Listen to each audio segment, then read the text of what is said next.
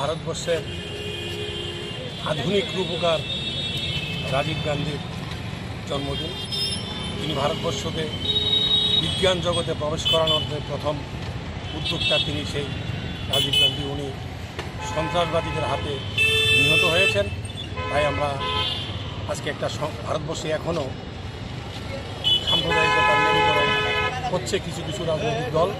আমরা সবাই ঐক্যবদ্ধভাবে সংহতিপরায়ণভাবে এই ভারতভূমিকে, এই গণতান্ত্রিককে, এই ভারতবর্ষের সংবিধানকে রক্ষার জন্য আমরা আজকে একটা সংহতি হাতার আয়োজন করেছি। আপনার পরিচয়টা? আমার নাম রুহুল আমিন, বাড়ি সোনামুড়া। আমি মাইনরিটিস কংগ্রেসের চেয়ারপারসন। আজ ডিজিটাল ভারতের যিনি রূপকার, প্রয়াত প্রধানমন্ত্রী ভারতরত্ন শ্রী রাজীব গান্ধীজির আজ ৮০তম জন্মবার্ষিকী। ওনার এই জন্মবার্ষিকীকে আমরা সদ্ভাবনা দিবস হিসেবে উদযাপন করি, কারণ রাজীব গান্ধী ছিলেন গোটা বিশ্বের মধ্যে যিনি হিন্দু মুসলমানদের মধ্যে যে ঐক্য যে সৃষ্টি করা, যে শান্তি সম্প্রীতির যে সেতুবন্ধন তিনি তৈরি করার চেষ্টা করেছিলেন। আমরা দেখতে পাচ্ছি ভারত এবং বাংলাদেশ উভয় দুই দেশের মধ্যে সংখ্যালঘুরা নির্যাতিত হচ্ছেন।